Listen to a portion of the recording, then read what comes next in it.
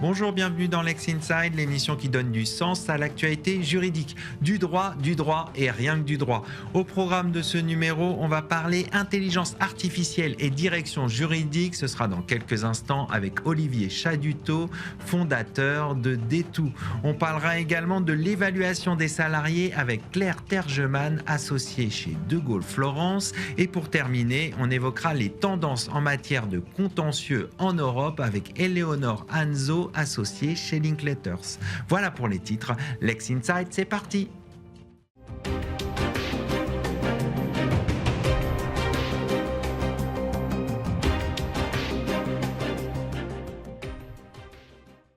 Quel est l'impact de l'intelligence artificielle sur les directions juridiques? On en parle tout de suite avec mon invité, Olivier Chaduteau, président et cofondateur de Detou. Olivier Chaduteau, bonjour. Bonjour Arnaud. L'intelligence artificielle transforme déjà la manière dont les directions juridiques se transforment. Ce n'est plus un sujet prospectif. Pour commencer, j'ai envie de parler du rôle stratégique des directions juridiques. Selon vous, quel est le nouveau rôle stratégique que les directions juridiques doivent assumer dans les organisations avec l'IA? Et notamment, qu'est-ce que ça change dans leur rapport avec les avocats d'affaires? Merci Arnaud, merci pour l'invitation.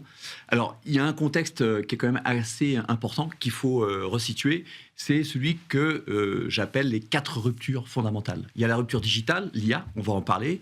Il y a la rupture réglementaire, parce qu'en fait, il y a une croissance normative qui est énorme. L'OCDE mesure plus de 1000 lois, réglementations, policies dans le monde, juste autour de l'IA. Et il n'y a pas que l'IA dans la vie. Il y a la rupture, on l'a vu, géopolitique, qui a un impact sur le business, qui a un impact sur la réglementation, qui a un impact sur les sanctions, qui a un impact sur le fonctionnement même du juridique, et puis il y a un impact sociétal assez large, avec le changement, tout ce qui est impact climatique, impact de l'environnement, et puis le changement aussi des consommateurs et des besoins. Et en fait, dans toutes ces ruptures, on va trouver à chaque fois des solutions avec et auprès des directions juridiques. Donc, passer ce qu'on avait l'habitude de dire, et j'allais dire, moi le premier, business partner, gardien du temple, en fait, on est en train d'avoir cette mutation, on peut dire merci à ces 4 ruptures fondamentales, vers un copilote de la stratégie. Est-ce qu'on peut dire que c'est un peu une clé de voûte au sein des organisations? Le directeur juridique, il est vraiment primordial, c'est plus le business partner, comme vous dites? Pour moi, c'est vraiment une conviction que j'ai depuis longtemps, une conviction qu'on a au sein de Detou, qui est que le directeur juridique, la directrice juridique, est un membre à part entière du leadership de l'entreprise, est un membre qui est là pour copiloter, co-impulser, on peut dire même, la stratégie, parce que, avec ces 4 ruptures dont je viens de parler, à chaque fois, il y a une dimension juridique, une dimension conformité, et une dimension qui fait qu'on doit trouver de nouvelles solutions à cette transformation digitale qui, en fait, est une révolution industrielle, qui est cette 4e révolution industrielle dans laquelle nous sommes en train de vivre. Alors, avec ce que vous venez de décrire et ce nouveau rôle du directeur juridique, quelles sont les attentes des clients des directeurs juridiques, des clients internes et externes? Alors, la première attente qui est extrêmement importante, et on va le comprendre avec ces 4 ruptures, c'est la proactivité. On était d'un modèle où on voulait avoir des juristes ou des juristes vis-à-vis de leurs avocats, une ultra-réactivité. On veut aujourd'hui de la proactivité. C'est facile à dire, c'est très compliqué à faire. Ça veut dire quoi, de la proactivité? Alors, la proactivité, c'est quelque part, pour faire très simple, c'est d'être dans un endroit avant même que vous y soyez. C'est de poser une question, de répondre à la question, même que vous vous la posiez. Ça veut dire qu'il faut que les juristes d'entreprise comprennent bien l'ensemble des changements liés à l'IA, à la géopolitique, à la transformation sociétale et puis à cette réglementation, et puissent en fait en avance de phase. Donc c'est-à-dire qu'il faut bien comprendre complètement la chaîne de valeur de l'entreprise et bien être capable d'anticiper où peut éventuellement aller l'entreprise. On passe du just in time au just in case, c'est-à-dire que pouvoir anticiper plusieurs scénarios et de se dire si jamais on va par là, voilà ce qui se passe, si on va par là, voilà ce qui se passe, et potentiellement être capable de dire, moi je propose aussi d'aller par là, parce qu'il y a un certain nombre d'éléments de marché, d'éléments de réglementation, qui font qu'on va peut-être pouvoir avoir une 3e voie qui est intéressante. Et en pratique, comment on fait? Parce que les directions juridiques n'ont pas de boule de cristal. Alors, la première solution, c'est on travaille davantage. Et c'est souvent la bonne solution. Mais on travaille surtout mieux. Et donc, il va falloir avoir une approche à la fois des risques et à la fois une approche très business, très orientée opportunité. C'est-à-dire qu'il faut que On l'appelait le business partner. Ce que j'aime bien dans business partner, c'est la notion de business. Il faut absolument que les juristes comprennent parfaitement le business. Et quand je dis le business, il y a 3 mondes dans lesquels le juriste doit aujourd'hui naviguer. Il y a le monde du droit, bien évidemment, le monde de la justice, le monde des avocats, le monde de la réglementation. Et ça, c'est important parce qu'il ne doit pas seulement naviguer pour être réactif, il doit naviguer pour être proactif. Et donc, influencer la réglementation, parce qu'une nouveauté que les services R&D vont mettre en place dans des années qui viennent, si jamais il n'y a pas une sortie possible à cause de la réglementation, le produit ne sert à rien. Donc il va avoir cette anticipation sur ce sujet-là. Ça, c'est le monde du droit. Le deuxième monde, c'est le monde économique et géopolitique qui fait qu'il faut absolument comprendre ce qui se passe véritablement, si on y arrive, bien évidemment, puisque c'est quand même très, très, très complexe, sur l'ensemble des enjeux géopolitiques, économiques, et donc bien comprendre ces situations-là. Et puis le troisième qui est important, c'est le monde technologique. Il ne faut pas devenir des codeurs ou des gourous de l'IA. Il faut parfaitement comprendre ce que fait l'IA, ce que potentiellement l'IA va permettre de faire à nos juristes et en interrelation à leurs clients internes. Et ça, c'est extrêmement important d'avoir cette connaissance. Si on ne sait pas trop comment va l'IA, on en parle, mais on ne sait pas ce qu'elle peut faire. Et donc, on a du mal à donner une direction et une vision à la direction juridique. Justement, pour bien comprendre ce monde numérique et l'impact de l'IA, est-ce qu'il n'y a pas des compétences à acquérir au sein des directions juridiques ? Alors, ça fait des années, avec mon associé Jérôme Russac, on parle de l'acronyme LBBD, Legal, Business, Behaviors et Digital. Je vais essayer de me focaliser peut-être sur une ou deux compétences qui, je pense, sont fondamentales dans cette transformation digitale et transformation liée à l'intelligence artificielle. La première, c'est le grand retour de la pensée critique. Je dis le grand retour parce qu'on a l'impression que c'est du bon sens, on a l'impression qu'il était toujours là, et on a l'impression que c'est... Et c'est vrai d'ailleurs, c'est l'ADN même des juristes et des avocats, d'avoir cette pensée critique. Alors pourquoi le grand retour ? Le grand retour parce que j'ai l'impression qu'on s'est un petit peu éloigné de la pensée critique. Pourquoi ? Parce que toujours plus vite, et aussi ce que j'appelle le syndrome du copier-coller. Donc on va faire pareil que la dernière fois, en un peu mieux ou en un peu plus vite. Aujourd'hui, le copier-coller ne fonctionne plus. Il faut absolument analyser, critiquer, collecter de la donnée, challenger la donnée, trouver des options, valider les options, vérifier les impacts potentiels des options, alors pas seulement sur l'entreprise, sur les collaborateurs, mais aussi sur l'environnement, voire sur la planète. Et ça, c'est extrêmement important. Donc, c'est-à-dire Pourquoi c'est important d'avoir cette démarche ? Parce qu'en fait, aujourd'hui, on est dans un impact à 360. Donc, on a une approche plutôt, et c'est ce qu'il faut faire, c'est ce qu'on voit, une approche systémique qu'il faut absolument avoir, puisqu'on le voit bien, on parle toujours de l'effet papillon, c'est vraiment important, l'effet papillon, peut-être encore plus aujourd'hui, avec l'accélération qu'introduit l'IA et l'accélération de la complexité aujourd'hui du monde géopolitique et économique. Donc le moindre événement nouveau, le moindre lancement de produit, la moindre réglementation fait qu'il va y avoir un effet papillon, un effet extrêmement important au bout de la chaîne qu'on peut avoir sur la supply chain, parce qu'on a vu que la supply chain était challengée, au bout de la chaîne des ventes, parce qu'en fait on n'arrive pas à vendre un produit parce qu'on est bloqué par une réglementation qu'on n'avait pas anticipée, au bout de la chaîne effectivement humaine, parce qu'on n'a pas anticipé non plus les nouvelles compétences et les nouveaux rôles qui sont nécessaires à vivre dans ce monde de demain. Alors, rapidement, ça donne quoi pour 2026, les grandes tendances des DG sur l'IA ? Qu'est-ce que vous voyez ? Alors, on a vu ces 3 dernières années. Pourquoi ? Parce que c'était le lancement de ChatGPT par OpenAI, qui a eu cette première vague assez importante. On a eu la vague de l'IA générative.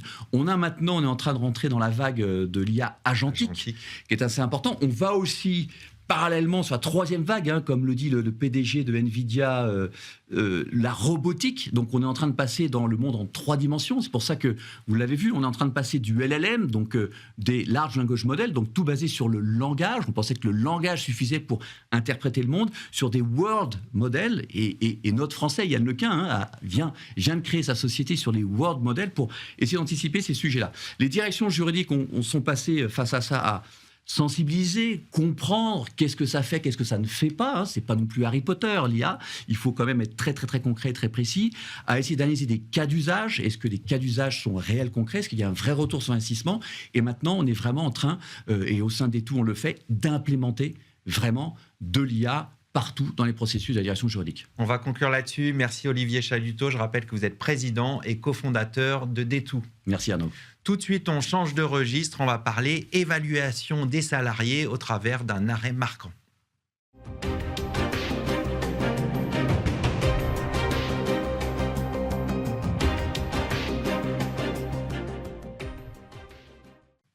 Un arrêt du 15 octobre dernier rappelle les cadres du dispositif d'évaluation des salariés par l'employeur et il revient notamment sur les dispositions qui reposent sur des critères et comportements jugés trop subjectifs et sanctionne le dispositif en la matière. Pour décrypter cette décision, j'ai le plaisir de recevoir Claire Tegerman, avocate associée au sein de Gaulle Florence. Claire, bonjour. Bonjour. Alors, avant de rentrer dans le détail de cet arrêt du 15 octobre dernier sur l'évaluation des salariés, tout d'abord, qu'est-ce qu'un dispositif d'évaluation des salariés ? Alors, un dispositif d'évaluation des salariés sert à, précisément comme le dit son nom, à évaluer les compétences professionnelles des salariés. L'employeur doit respecter quand même certaines règles et certains critères, et notamment la Cour de cassation l'a déjà rappelé dans un arrêt d'il y a 10 ans, donc c'est assez rare pour le souligner, en indiquant que les critères doivent être évidemment objectifs, pertinents, précis et vérifiables.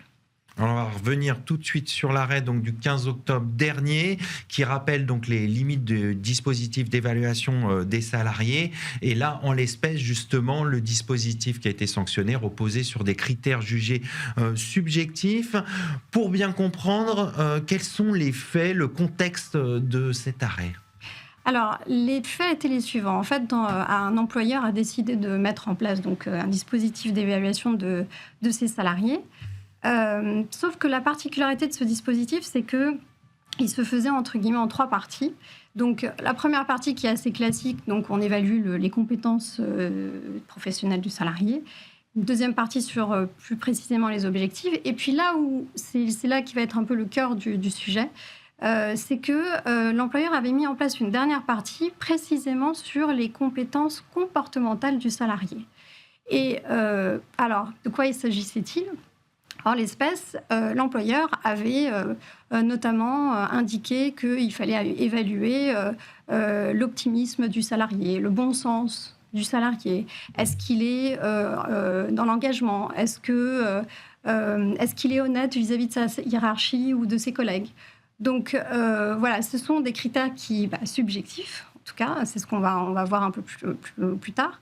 Et donc, dans ce cadre, dans ce contexte, en fait, le syndicat de l'entreprise a saisi les tribunaux pour dire écoutez, on conteste ce dispositif d'évaluation parce qu'on considère qu'il est illicite. Et la Cour d'appel a donné raison au syndicat et a jugé justement le dispositif illicite. Quels étaient les éléments déterminants qui ont conduit à cette décision ? Alors, le raisonnement de la Cour d'appel était le suivant. En fait, il s'est fait en 3 étapes. Première étape, en fait, elle commence par dire, voilà, alors les critères qui sont retenus, ils ont une connotation qui est moralisatrice. Et donc, ça rejaillit finalement sur la sphère personnelle du salarié. Et donc, ce n'est absolument pas objectif. La deuxième étape du raisonnement, c'est de dire, justement, vos critères, ils sont trop vagues, trop imprécis. Et donc, le fait qu'ils soient imprécis ne permet pas, en fait, de faire un lien direct entre l'évaluation du salarié et ses compétences professionnelles. Et enfin, dernière étape du raisonnement, la Cour d'appel vient nous dire que ces critères retenus ont une approche finalement qui est trop subjective pour l'évaluateur, ce qui fait qu'on s'éloigne beaucoup trop de la finalité qui est normalement d'apprécier les compétences professionnelles du salarié. Alors l'entreprise a formé un pourvoi. L'employeur soutenait notamment que ces critères permettaient d'apprécier les facultés d'adaptation, l'aptitude à s'intégrer du salarié dans une équipe ou à l'animer, mais également le potentiel d'évolution du salarié. Pourquoi cet argument n'a pas été retenu par la Cour de cassation ? Alors, en effet, l'employeur ici, il a fait valoir son pouvoir de direction. Et donc, il a dit, moi, sur la base de mon pouvoir de direction, j'ai cette possibilité de mettre en place ces critères-là qui sont pertinents et objectifs. Et donc, en fait, la Cour de cassation dit, mais pas du tout. Vous ne respectez pas justement le principe qui est de mettre en place des critères qui doivent être suffisamment précis, qui doivent être décrits, qui sont objectifs, pertinents, vérifiables et qui ne soient pas subjectifs justement et qui soient au détriment du salarié. Alors, autre argument de l'employeur dans son pourvoi, l'entreprise invoquait que ce qui était sanctionné, c'était le dispositif d'évaluation comportementale et que l'autre partie était valable. Pourquoi la Cour de cassation n'a pas tenu compte de cet argument ? Exactement. En fait, ici, là encore une fois, l'employeur a tenté de faire revenir en fait, la Cour de cassation sur la décision de la Cour d'appel de Rennes. En fait, elle dit, écoutez, moi, j'entends tout ce que vous me dites. Maintenant, mon système d'évaluation, là, vous me dites qu'il est illégal dans son intégralité. Sauf que tout le sujet, tout le débat qu'on a, ça porte uniquement sur la dernière partie que j'ai exposée tout au début, qui est justement sur les compétences comportementales. Donc, si vous décidez que je dois être sanctionnée, au moins ne me sanctionnez pas sur l'intégralité du dispositif, mais au moins de façon proportionnée. Et là, encore une fois, la Cour de cassation dit, mais pas du tout, c'est pas possible, puisque cet argument peut pas être valable, puisque on peut pas piocher, si vous voulez. C'est les critères et l'évaluation, elle peut pas se faire à tiroir ou... Voilà, donc l'évaluation, le dispositif, en fait, il doit être pris dans son intégralité. Et cette dernière partie ne pouvait pas être considérée uniquement comme accessoire ou secondaire au dispositif du système de l'évaluation. Et donc, la Cour de cassation a dit c'est l'intégralité du dispositif qui doit être jugée illicite. En définitive, quels sont les enseignements de cet arrêt ? Je dirais que déjà, la bonne nouvelle, c'est que le principe à retenir, c'est qu'il n'est pas interdit d'utiliser les compétences, les critères en tout cas liés au comportement des salariés. Maintenant, ça veut dire qu'il faut les manier avec précaution. Il va falloir bien appliquer les recommandations finalement de la Cour de cassation. En considérant, donc que ce soit des critères objectifs. Objectifs, qui soient bien décrits, etc. Elle a déjà par le passé revu des décisions, des critères où elle a, par exemple, le fait de dire que le salarié est courageux, ça aussi c'est un critère qui est totalement subjectif et on ne peut pas le prendre en considération. Et enfin, je dirais qu'il y a quand même un point d'attention, peut-être si on devait aller un peu plus loin que cette décision, c'est de se dire que si on était dans un cadre, par exemple, de plan de sauvegarde de l'emploi, ou bien, plus généralement, de licenciement collectif, et qu'il y a des critères d'ordre à appliquer. Vous savez que parmi les critères d'ordre, il y a l'appréciation des compétences professionnelles, en tout cas les qualités du salarié. Et dans ce cadre, on pourrait imaginer de faire une partie des compétences professionnelles et notamment utiliser ces critères comportementaux. Eh bien, il faudrait faire attention et d'être très vigilant et d'être très précis, de bien respecter justement les recommandations de la Cour de cassation pour éviter d'être sanctionné et que l'ensemble ici de la procédure de licenciement économique soit remise en cause. Donc ça a des impacts au-delà de l'évaluation des salariés, peut-être sur un plan social. Exactement. Merci encore pour ce décryptage, Claire. Je rappelle que vous êtes associée chez De Gaulle Florence. Merci. Tout de suite, on change de sujet. On va évoquer les tendances en matière de contentieux.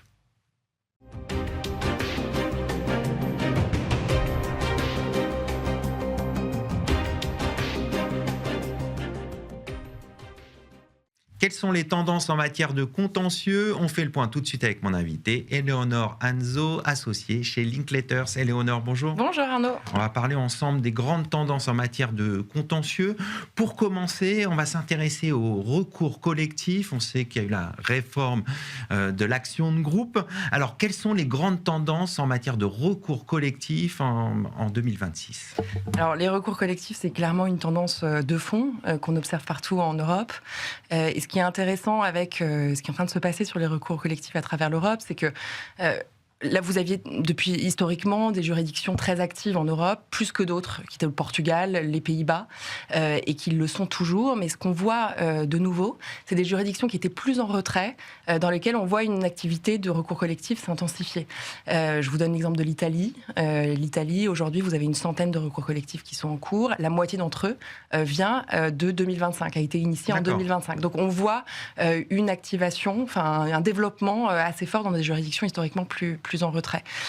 Et en fait, ce phénomène-là, il est naturel, il vient de plusieurs facteurs. Le premier facteur, c'est qu'on a un cadre européen qui est venu favoriser les recours collectifs au profit des consommateurs et qui a été transposé, dont aujourd'hui les acteurs de la société civile peuvent se saisir, notamment dans des cadres transfrontaliers.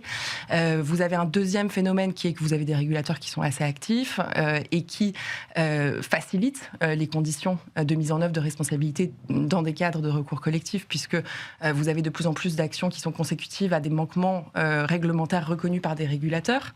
Et c'est le cas particulièrement en matière de droit de la concurrence et de données personnelles.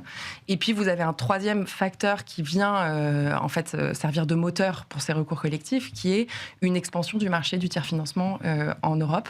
Et donc ça favorise forcément les actions. Bah oui, qui favorise parce qu'en fait il est un carburant de ce type d'action. Bon, on a vu ce qui se passe en Europe, en France, rapidement. Alors en France, vous avez une volonté. La France a eu du retard par rapport aux autres juridictions européennes sur la transposition de la directive sur les actions de groupe. Ça a été corrigé avec la loi du 30 avril 2025, et donc il y a une volonté politique forte de favoriser ces actions de groupe. La question aujourd'hui, ça va être de savoir si les acteurs de la société civile, les associations agréées vont s'en saisir. Alors vous, votre sentiment là-dessus ? Alors, pas de boule de cristal, hein, donc on va voir. Le club des juristes a rendu un rapport assez sceptique sur le fait que cet outil va véritablement rencontrer un succès auprès des associations. Mais bon, en réalité, c'est qu'en France, aujourd'hui, de toute façon, en dehors de l'outil de l'action de groupe, vous avez la possibilité de fédérer des personnes physiques et morales autour de procédures de droit commun. Et on voit de plus en plus des procédures qui regroupent, que ce soit d'ailleurs des procédures pénales ou des procédures civiles, qui regroupent de plus en plus de demandeurs, avec des masses agrégées de demandeurs de plus en plus fortes. Vous avez eu un dossier là au pénal avec 8000 parties civiles qui se sont constituées. Donc vous avez des masses de demandeurs importantes devant les tribunaux. Un des phénomènes qui peut venir accélérer ça en France, c'est la pénétration sur le marché français des tiers financeurs également. Ce qui est vrai en Europe est vrai en France. Mais de façon moins aboutie, j'ai l'impression que c'est moins le cas, mais vous pensez que ça va venir en 2026 ? Alors, je crois que les tiers financeurs sont encore un peu timides sur le marché français parce que vous avez un cadre juridique qui est assez incertain, avec beaucoup de questions qui sont en train d'être posées, donc ils avancent timidement. Néanmoins, aujourd'hui, le tiers financement est plus confiné à l'arbitrage, là où traditionnellement on voyait des tiers financeurs dans le monde de l'arbitrage. Aujourd'hui, on voit du tiers financement dans des actions qui sont intentées pour des consommateurs. Et ça, c'est nouveau. Ça pose tout un tas de questions. Et ce qui est intéressant d'ailleurs, c'est que ce cadre-là, la loi du 30 avril a commencé à apporter un cadre au tiers-financement qui est encore assez inabouti, enfin pas encore testé, et qui en fait va donner lieu probablement à un nid à contentieux. Parce que ce qu'on voit aussi en Europe, et en fait c'est également une tendance, c'est que là où l'Union européenne et pourtant est un peu dans une position attentiste sur le cadre réglementaire à donner au tiers-financement.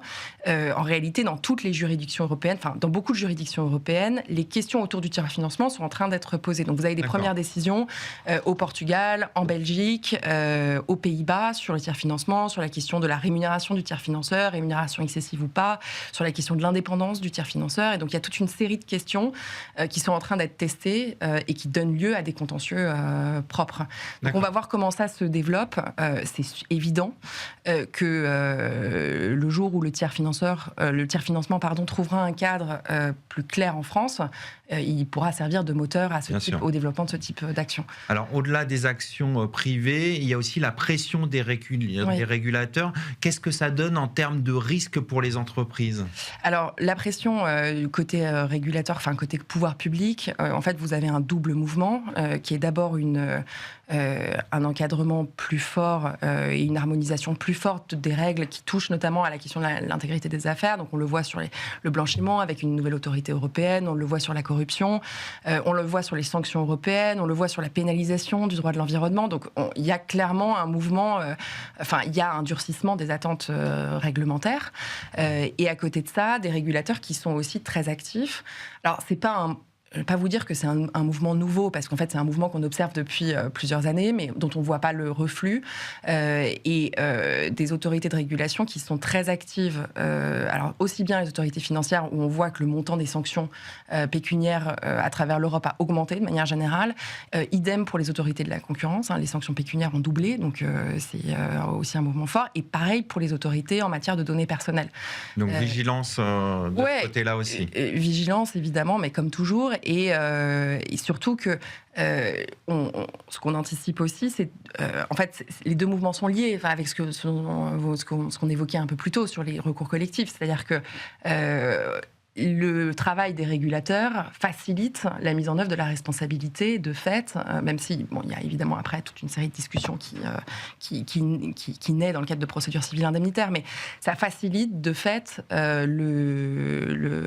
mise en œuvre de la responsabilité et les recours collectifs, ne serait-ce que parce que on voit bien qu'une décision d'un régulateur peut donner une idée à une association parce que ça crée un momentum médiatique et que ça peut aider, participer à favoriser, à fédérer un nombre de victimes alléguées.